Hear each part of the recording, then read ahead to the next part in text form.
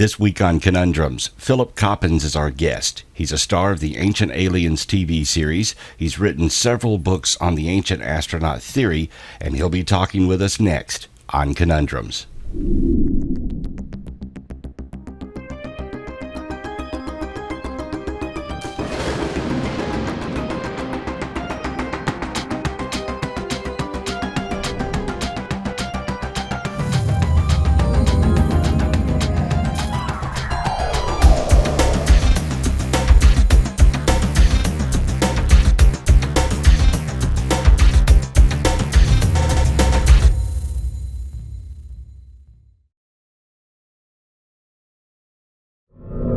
Our guest this week is Philip Coppens from the Ancient Aliens TV series. He's sort of an expert on the ancient astronaut theory, and he's coming to us. Are you coming to us from Scotland or England? I am currently in Scotland. Currently in Scotland.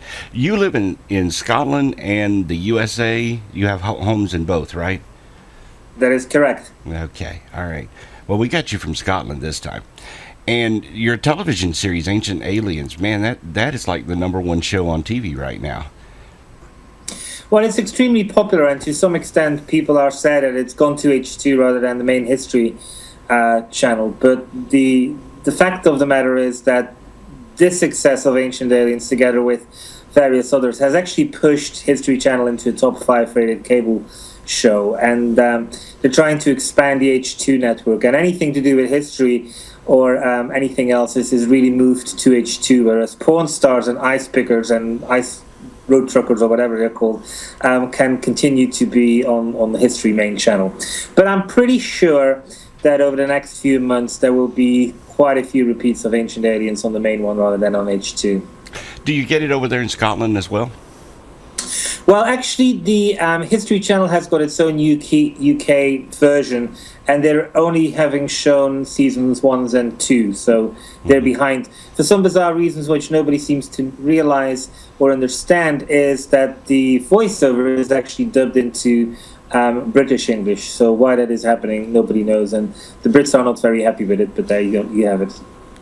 Well, let's go back and explore you for a little bit now. For me, the ancient astronaut theory, I really gravitated towards it in the 1970s with Eric von Däniken and the Rod Serling programs and such that came out. When did you really begin to look into the ancient astronaut theory?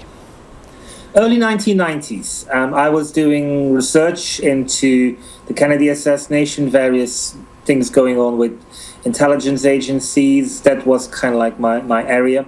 And then somebody made a big claim saying that Kennedy had been killed for his work on basically UFOs, and that specifically Kennedy was going to reveal the truth about UFOs and that there were aliens on ice and claims to that extent.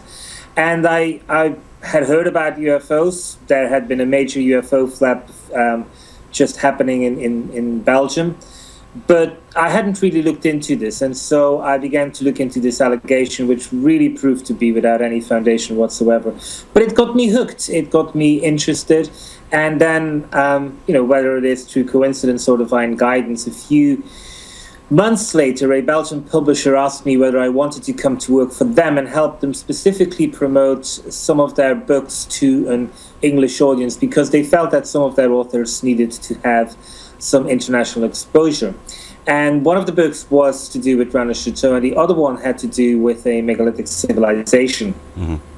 The megalithic civilization really was new. It pushed it with the direction of Atlantis. And I began to research that. I realized that there was very little good reporting going on about this field. And when it was very specific. There was something about the esoteric world which somehow lived under the assumption that the rest of the world had an IQ of 185, that they could listen to endless hours of mathematical equations, and to a large extent that obviously isn't true, but also it meant that some good material just didn't reach the mainstream, or that certain people just couldn't word their discoveries in the correct framework. So I began to help them. I published a magazine in the Netherlands since 1995 onwards. I began to write for magazines such as NEXUS, later New Dawn, and Atlantis Rising. So I considered myself to have become this journalist who is pretty much in between both camps. And I think it's somewhere in the Ancient Alien Question book that the skeptics consider me to be a believer and the believers consider me to be a skeptic. And I do think I sit in that middle ground of both. Mm-hmm. Do you have a journalistic background, formally trained? I do. Mm-hmm. And you worked for, what, newspapers, television before this? I was very young and I worked for newspapers, magazines, anything really who wanted to have me, local newspapers. And yes, I did that for not that long a period of time, and then I basically began to work for the publisher shortly afterwards. But my background and my training was as a journalist, and I still consider myself to be a journalist, even though I write books. They are, I think, more journalistic in their approach, in their take than some of the other books in this field, which I would describe more as theories or definitely more detailed than, whereas I try to really get an approach which is a journalistic inquiry rather than putting forward theories or making any type of other inquiry. Being in that middle ground, what are your personal beliefs towards the ancient astronaut theory? How much of it you think is true? What's not true? What do you believe? My belief, or rather my conviction, because I don't think there's too much area here for believing. My conviction is that our ancestors were absolutely convinced that they were not alone, that we walked the path of civilization with the help of other creatures, non-human intelligences. And so I think we need to give them that. Now, our ancestors might be wrong about that, but we definitely need to give them that. Mm-hmm. And then when we start looking around the world, there are clearly cases which do beggar belief. And in the book, again, there's an entire chapter called Best Evidence, to which I kind of look at all of this material and show that in some cases we might be very close to finding definitive proof, but to get really that aspect of it down, you need to get the involvement of science. And the best case is the Bayan Karaul story, where there are people, dwarfish beings called the Dropa, who their mythology says are half, or at least further down the line, half human, half extraterrestrial. Now, obviously, that has become less of a percentage because of going through time. But it is their conviction that what has been happening is very specific, and that they have an extraterrestrial gene in them. And so the interesting aspect is there that we could go and mount an expedition to China to try and get them DNA, but there are two approaches. Either you lie and you say, we're just going to go there, can we have some DNA, please?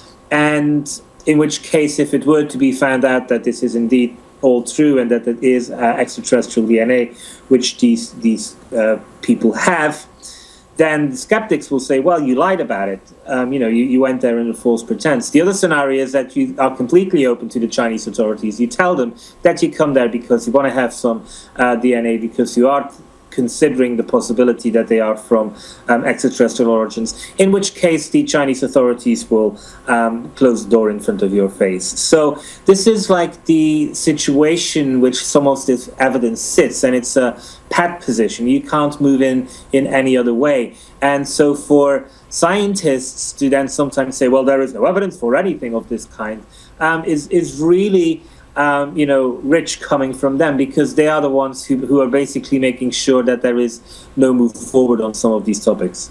How much do you think is physical in that extraterrestrials visited us in the past, perhaps in spacecraft, and how much may be a spiritual connection to them? Well, the final book the final chapter in my book definitely talks about the non-physical contact. And I think one of the problems of the field of ancient alien studies has been that for 40 years there has been an enormous amount of emphasis on the physical aspect of it. Now, it's got to be said that whenever Ancient Aliens, the series, tackles physical or metaphysical, people are far more interested in the physical than the metaphysical. To some extent, it is deemed to be better evidence. But, that is true when it comes from an evidence point of view. But I think you cannot make that distinction from what really has been happening in the past. And I think that there have been, a number of occasions whereby there definitely was physical contact, a physical presence, sometimes on purpose, in the sense that contact was made for the purpose of making contact with our ancestors, and sometimes accidental, whereby ET just crashed, and descendants survived. And that is definitely the most likely scenario for the Bayan Kara-Ula case. In cases of like the Inca civilization or the ancient Egyptian civilization, in both instances there, the people of both civilizations said that the gods descended to Earth to make contact and civilize them as a nation. But there are also an enormous amount of other examples whereby the contact was non-physical. And I go into the book and show the example of Terence McKenna, which I think is a very interesting scenario, whereby Terence was partaking of DMT, which people say is a hallucinogenic substance, but it's not a hallucinogenic substance at all. It just basically what it does is it inhibits something in our body from producing, and as a result of which our consciousness jumps out of our body. And I find it interesting that our body needs to produce something which keeps our brain or our mind or our consciousness inside our body, which is very weird. Talk about weird design of mankind. But anyway, when he took this in the Amazonian jungle, what happened was that he made contact with a non-human intelligence, and that this non-human intelligence gave him a mathematical equation basically saying that our understanding of time was incorrect, that time wasn't a byproduct of gravity at all, and that time was actually a fractal wave, and that we could understand this, and that this fractal wave and this mathematical equation was what this intelligence gave to Terence McKenna. He brought it with him. Computer programs were done on this, and it has received some attention by people interested, but it hasn't really gotten the impact because the biggest geniuses of this planet Earth have basically not looked at it.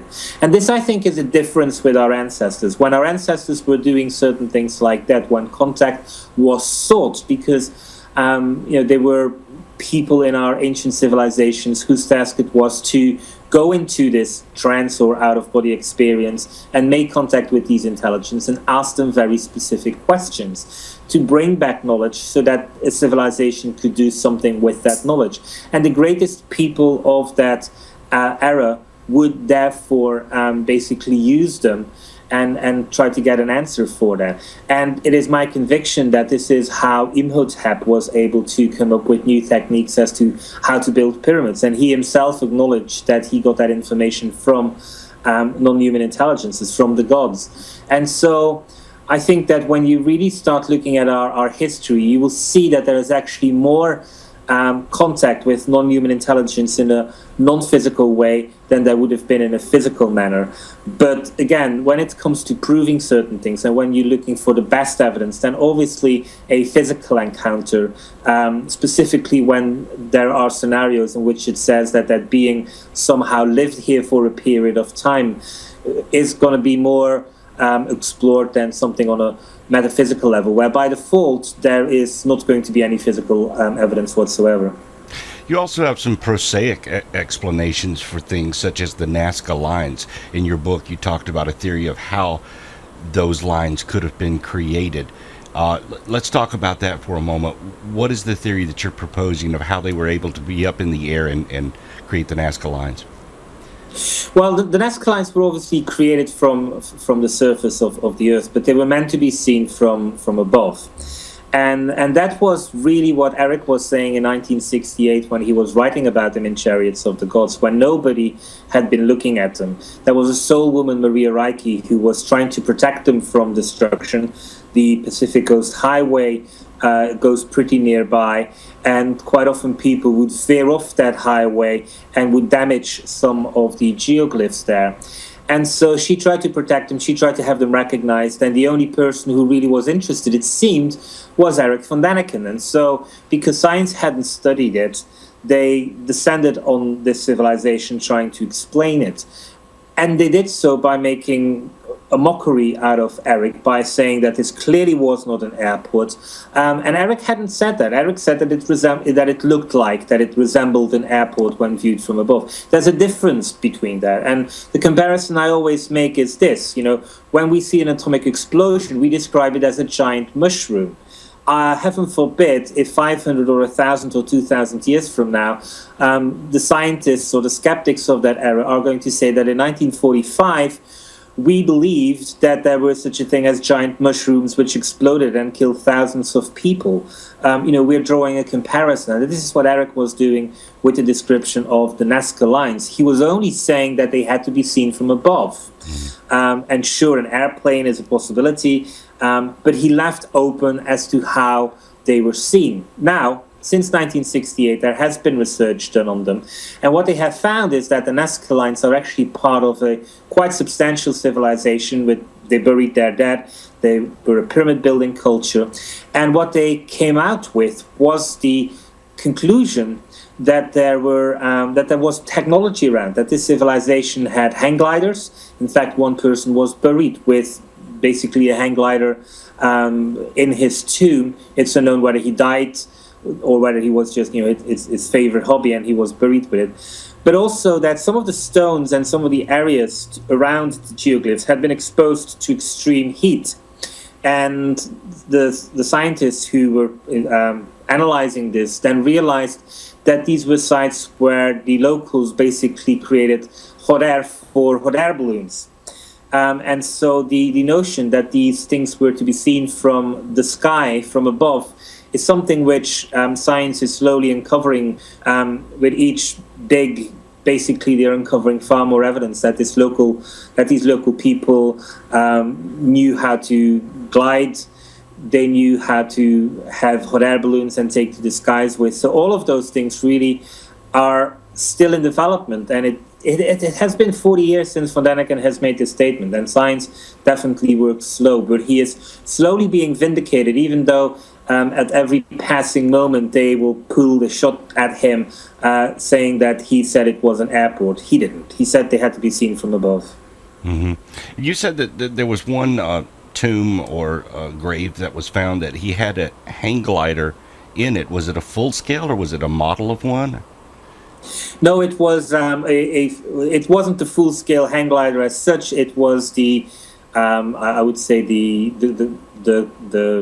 clothing, the wrapping of the hang glider itself. So the construction itself wasn't there, but all the drapery, whatever you call it, with the hang glider consists from, was there, and he was wrapped in it. Mm-hmm.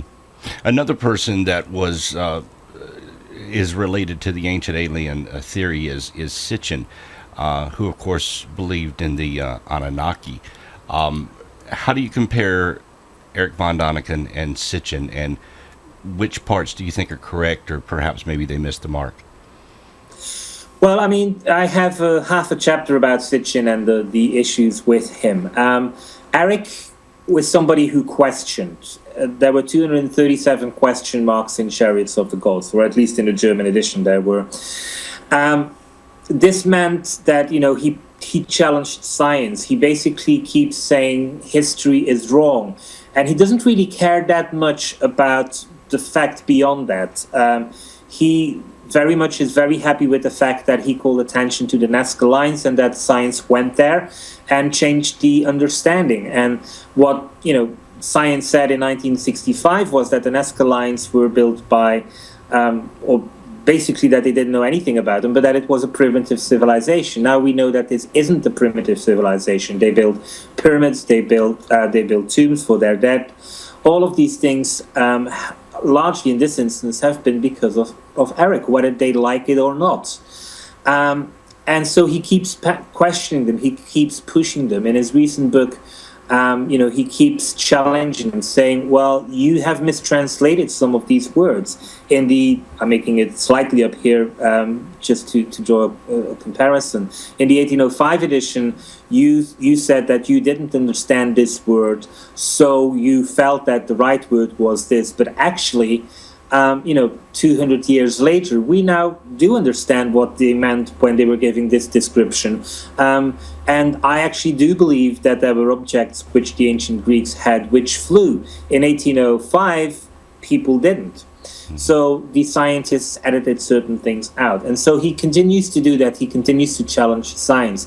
Sitchin, on the other hand, is somebody who had a theory and tried to sell that theory to the world. And to some extent, he's definitely succeeded in that. But I also think it has come at a dramatic cost, because Sitchin, let there be no mistake, was wrong. The way he created his theories basically means that if any part of that theory doesn't hold water, then everything collapses. Some theories are not like that, some theories are, and his theory sits within that category. For years, basically what Sitchin was always saying was this. He basically said that he was able to translate certain things which anybody else was not able to translate. That every scientist was mistranslating certain things. And that is great if we're talking about translation errors. What the issue is that the ancient Sumerians had a lexicon. So they defined every single word themselves. If they said, toilet, they would say used by people for these purposes. So they defined everything. So it's not a translation issue. And when they were beginning to tell this to Sitchin, well, you say that this word means this and that we have mistranslated it, but the ancient Sumerians do not translate this or do not define this word as you have defined it. So what is your reply to this? And for decades, he simply refused to enter this debate. Simply because he knew it was a swamp ground in which he would not come out of. He would lose this fight. But specifically, what I personally experienced was that I was looking for the best evidence. I was looking for things out there on planet Earth which would be the best evidence that we had been visited by extraterrestrial beings or not. And one of these things is that there is glass in the Sinai Desert, which Sitchin interprets as saying that this is evidence of ancient atomic warfare.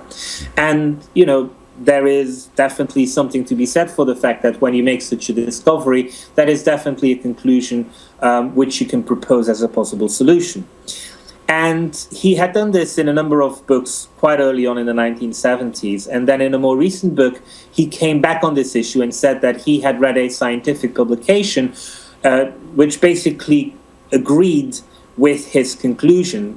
He said that these scientists had investigated this glass and that they had found that there were no known causes which could have created this glass, and as a result of which science obviously had not seen or accepted the possibility of an atomic explosion. And so what he was saying was that therefore the atomic explosion was the only possible solution left which would explain this glass in the Sinai. Well, Sitchin doesn't use too many footnotes, but in this case he had given enough clues for me to find out what this paper was. And the paper was actually freely available on the internet through some academic publisher. So I got it very quickly, very easily, and I began to read it.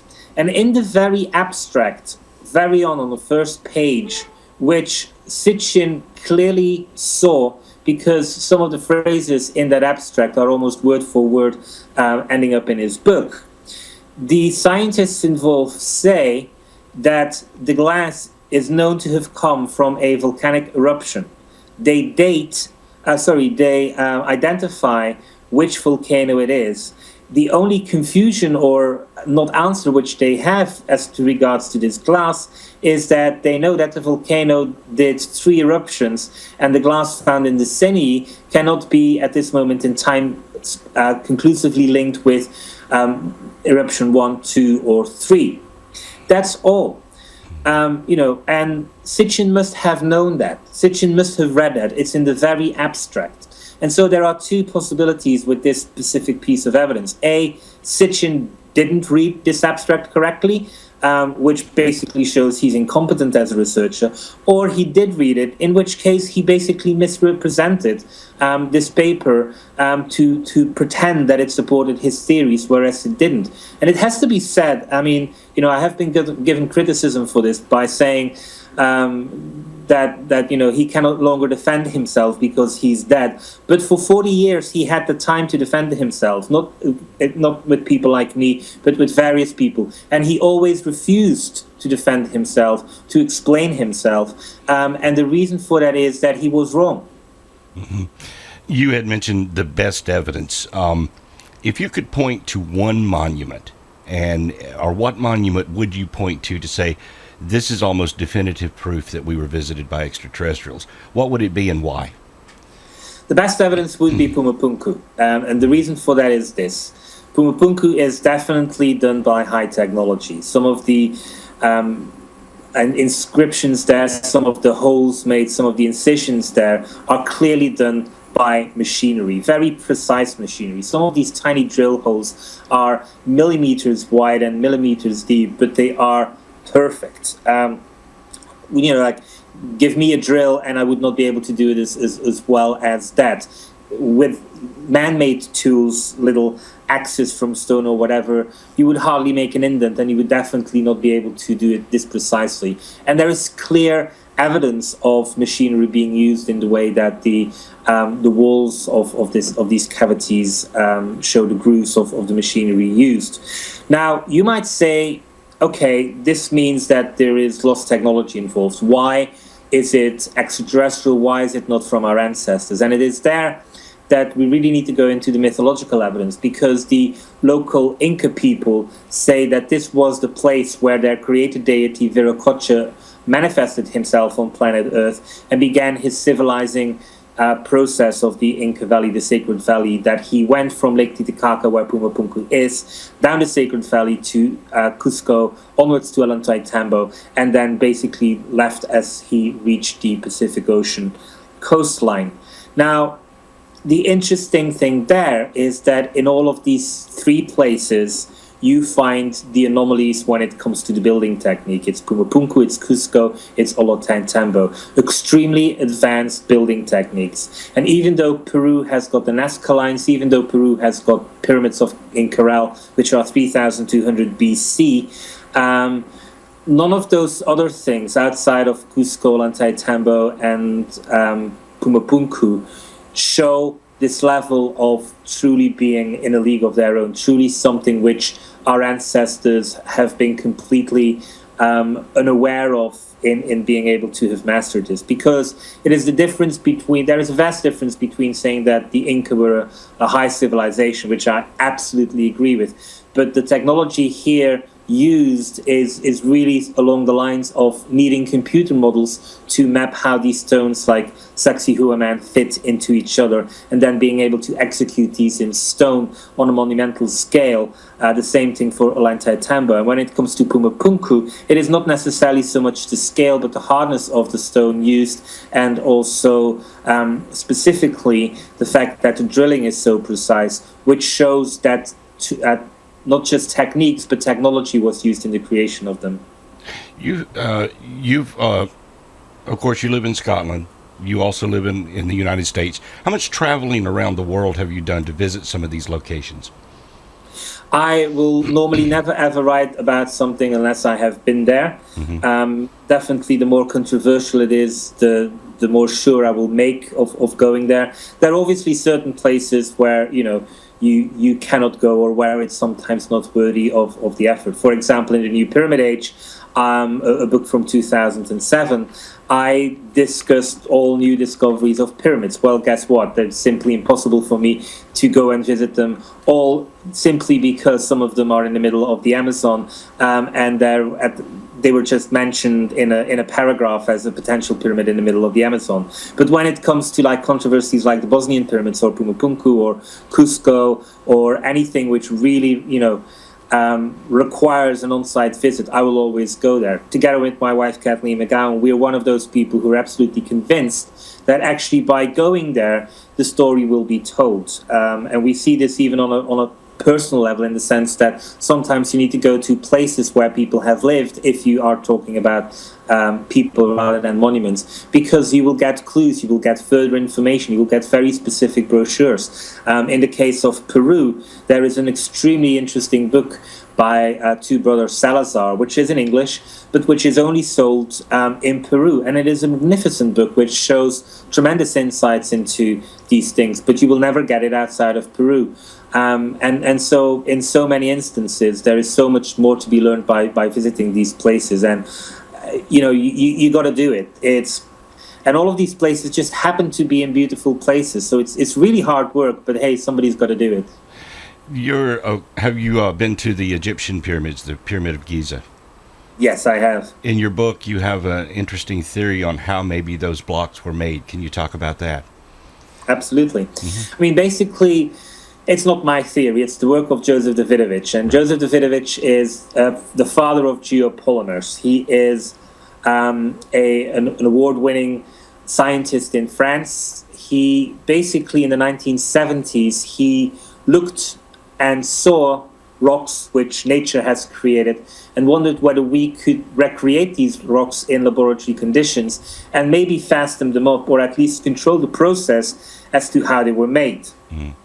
And so what he did was he identified how to do this, and this was a new science called geopolymerization, the creation of geopolymers, which is in essence natural rock made in a laboratory. It's not cement, as some Egyptologists claim specifically, Dr. Zahi Hawass.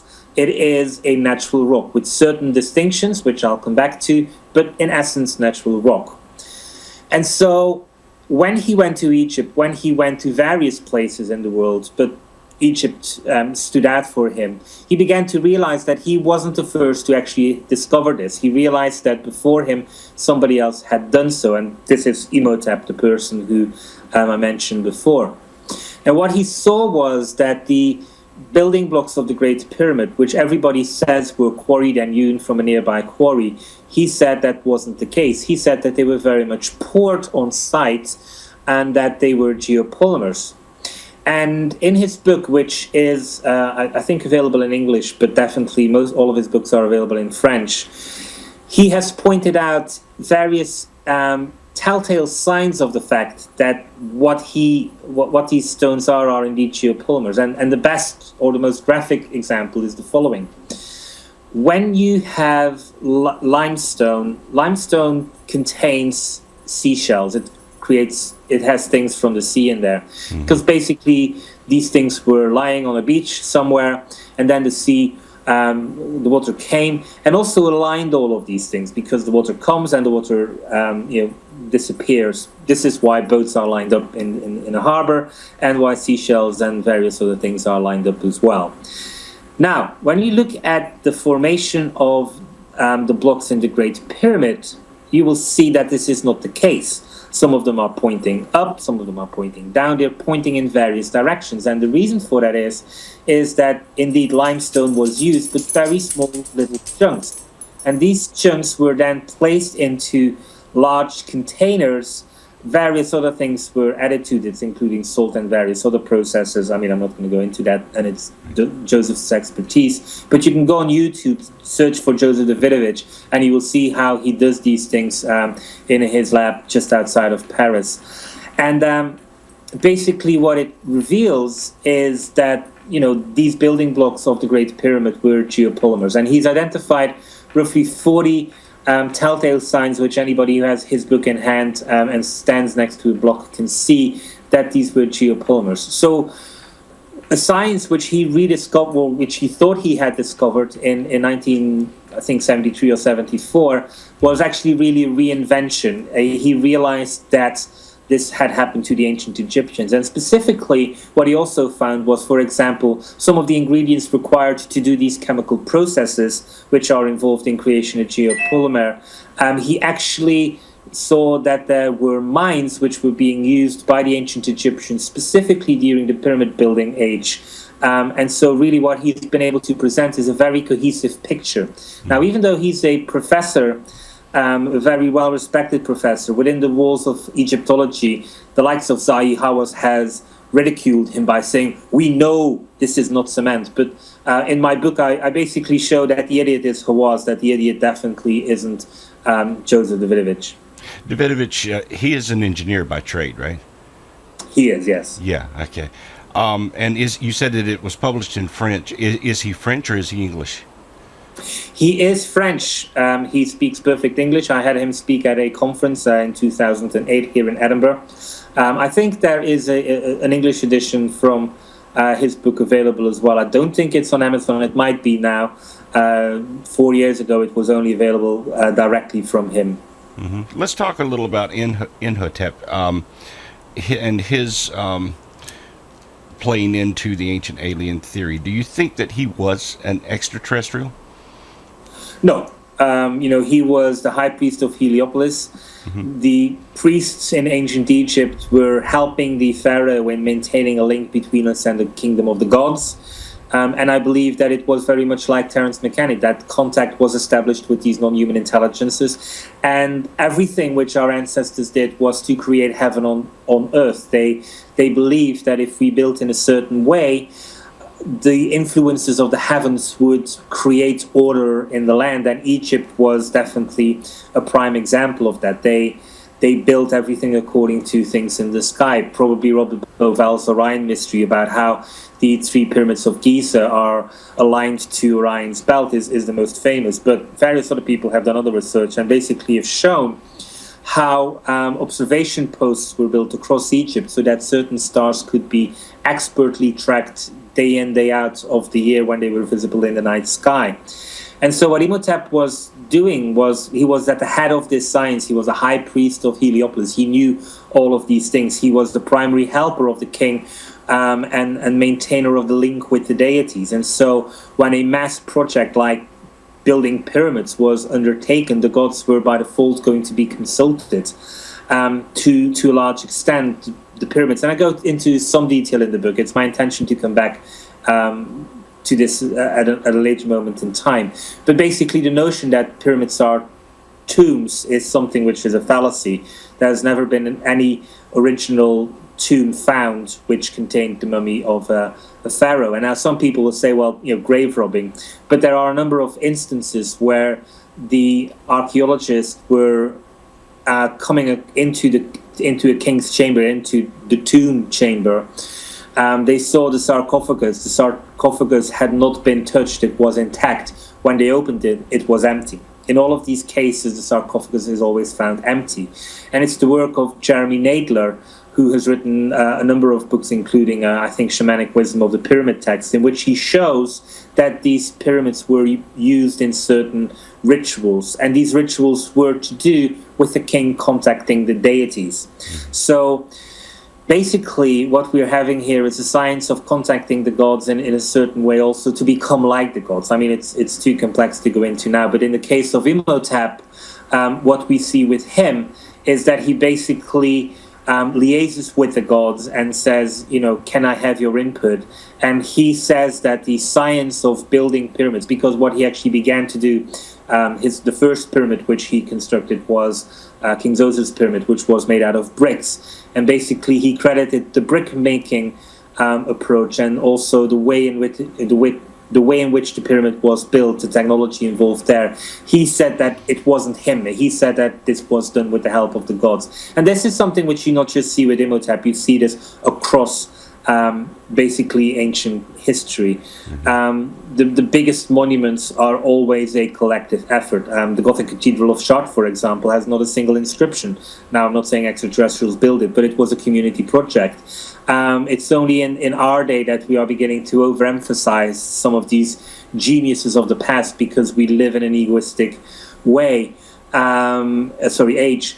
But in prehistoric times, that wasn't the case. All of these things were an approach of various hundreds, sometimes thousands of people working together.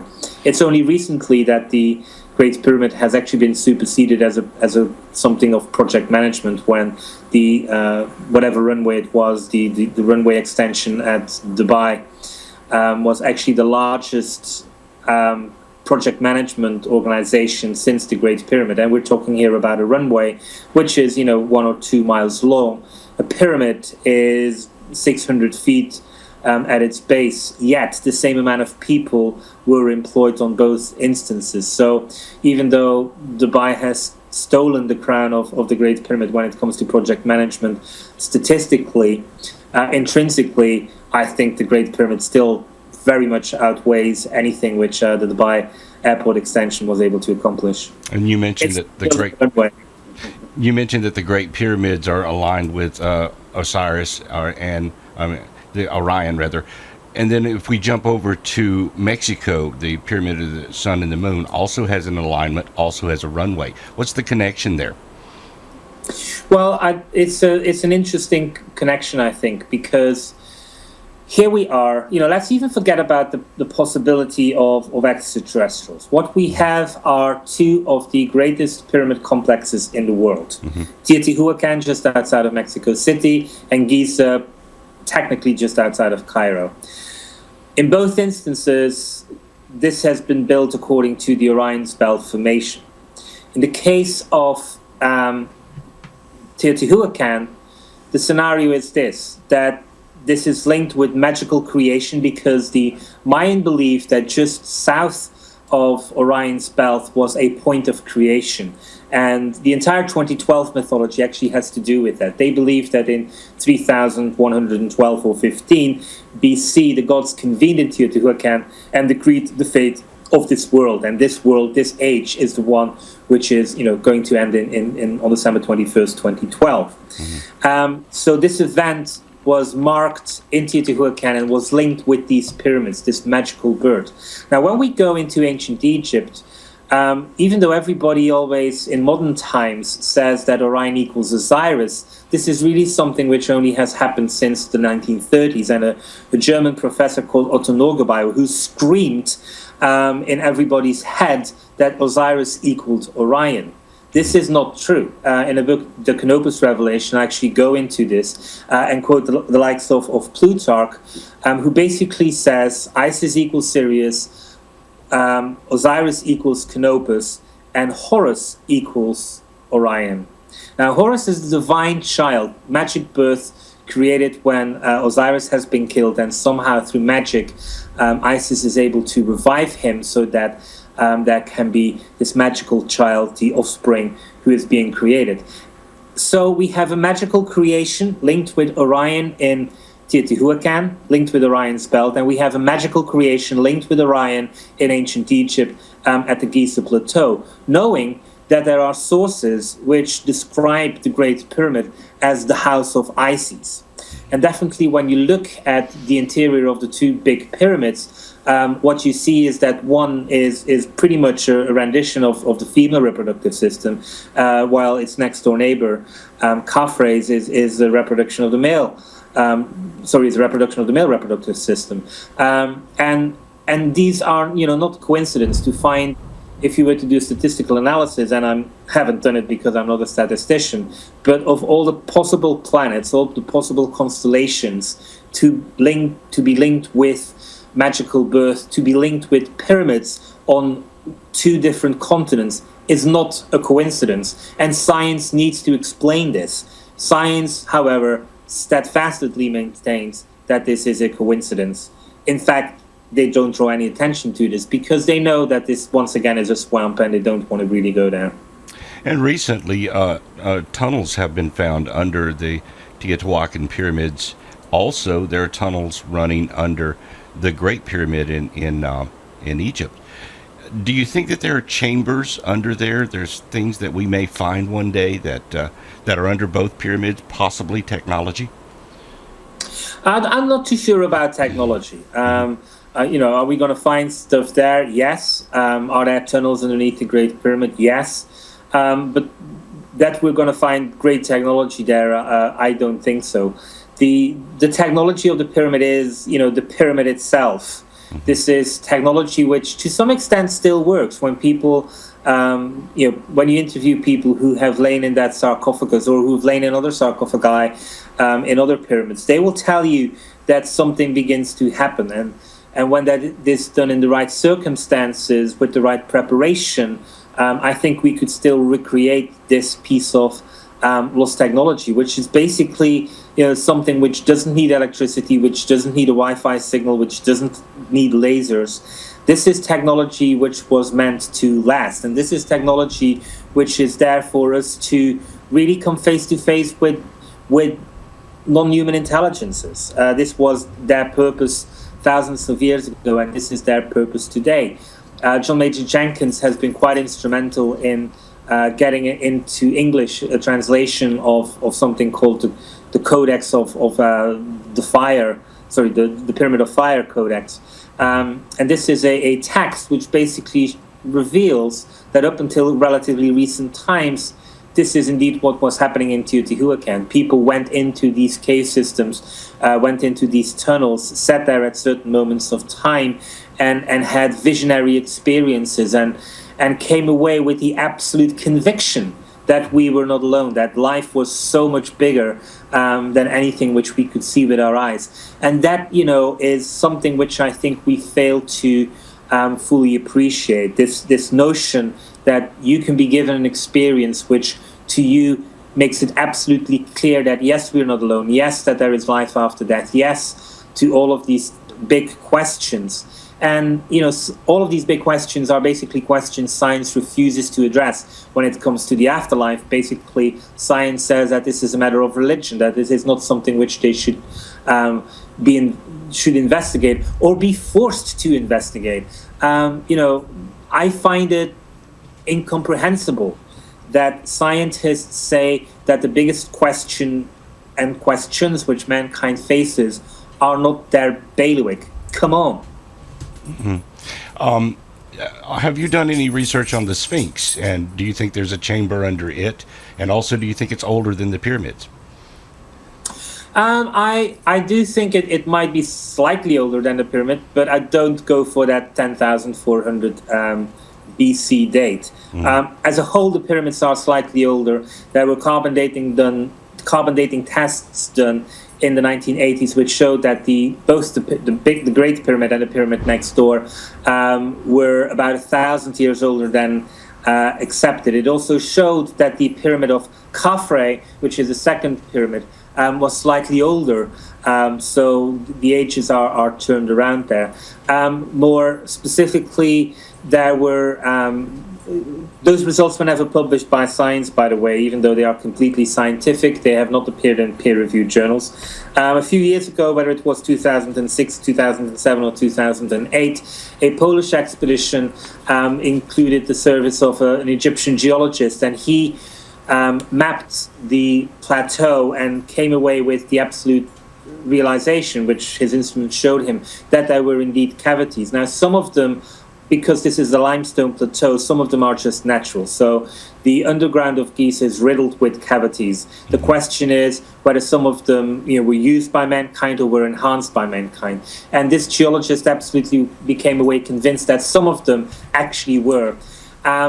When he tried to publish, when he tried to get this out, he was again stalled by Zahi Hawass, who refused to have this officially peer-reviewed and published.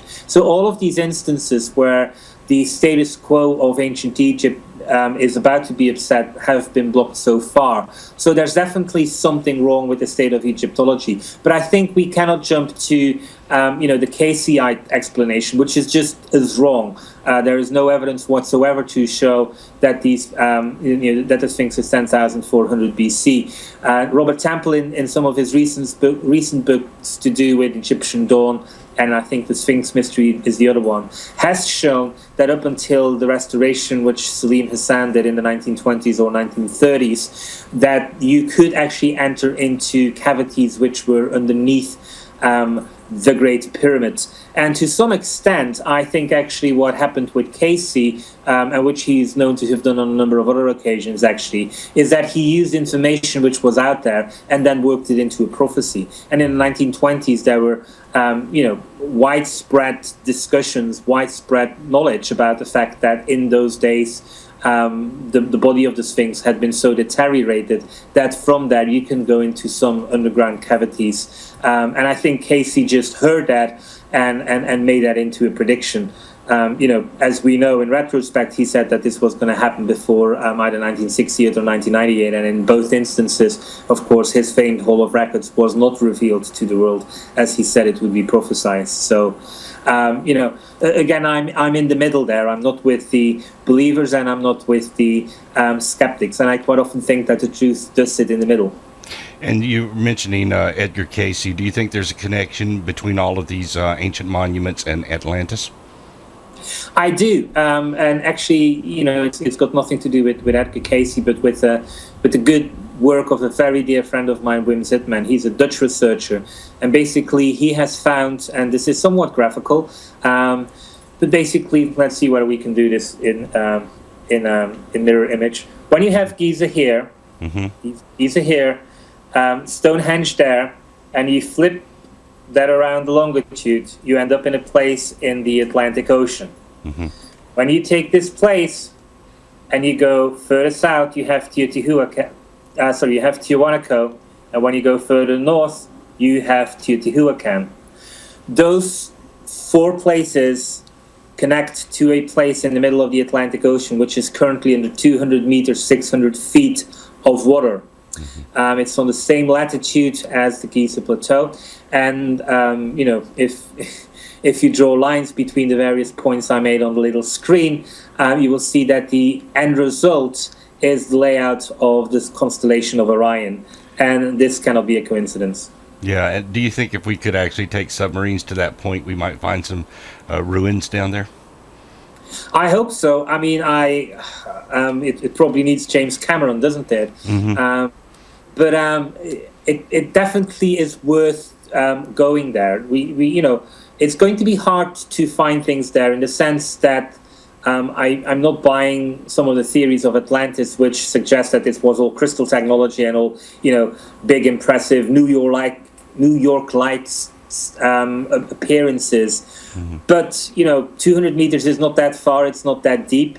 It is 10,000 years, I believe. There's no reason to doubt Plato on that aspect. Furthermore, that period sits perfectly well with what we know to be the end of the last ice age. So we have another strong scientific connection there to argue that when the last ice age stopped being an ice age, so much water came from the northern regions of this planet that it basically flooded large sections, including parts of the Mediterranean, and clearly was also responsible for the flooding of that part.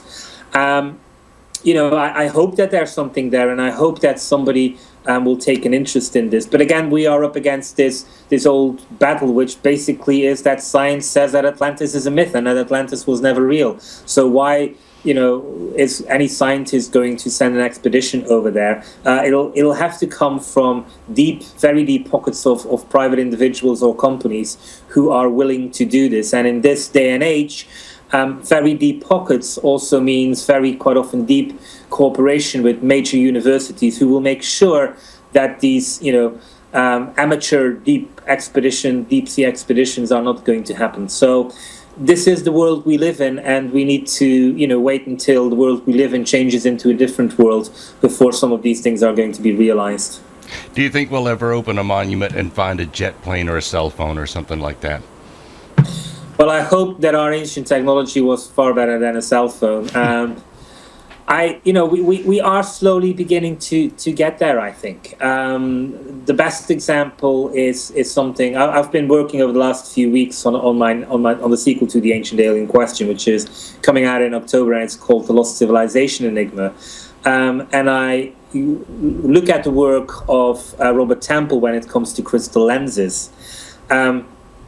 He shows that in our museums there are lenses like the Leonard lens, which have been sitting there for 150, 160 years, unrecognized for what they are. They were part of ancient telescopes through which our Greek and Roman forefathers looked towards the moon and saw mountains. They saw, the surface of the moon. And again, stop me here if I keep repeating myself, but it's always the same story.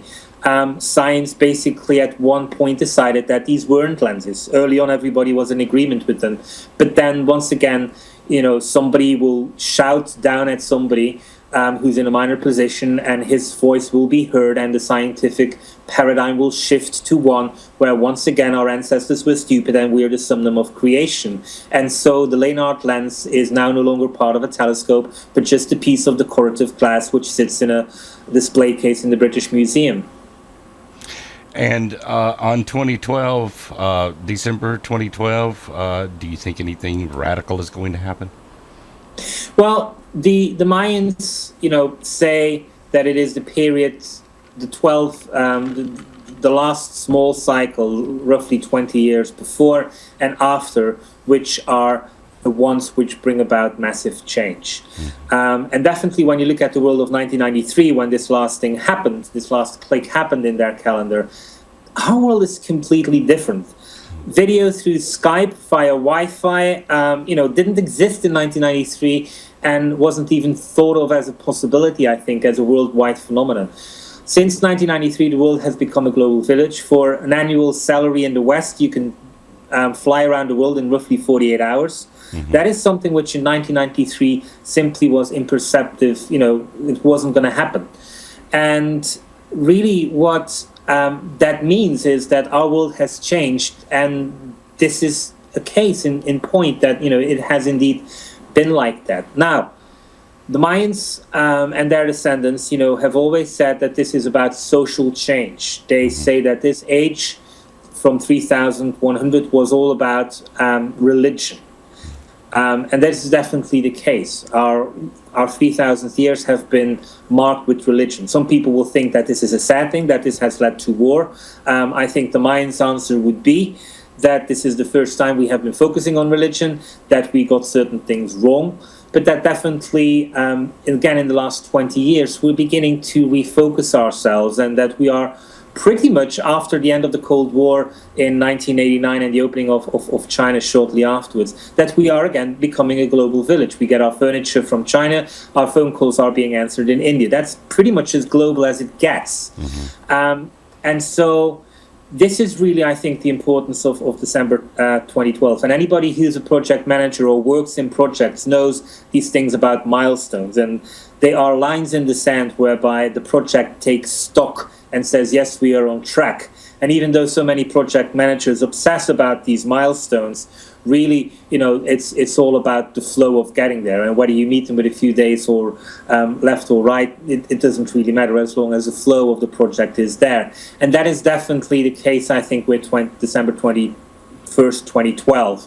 It is a milestone, a cosmic milestone set by the universe itself, but it's not, the important thing. The important thing is happening, and the important thing will continue to happen for at least another 40 years onwards. And guess what? In a big project like mankind, every single day counts, not just the days of the milestone. Your book is called The Ancient Alien Question. Philip, if someone wanted to get an autographed copy, how would they go about doing that? They can write to my webpage or my Facebook. My webpage is www.philipcoppens.com. If you put my name into Facebook or into Twitter, you will come to me as well. Just basically say you want to have an autographed copy.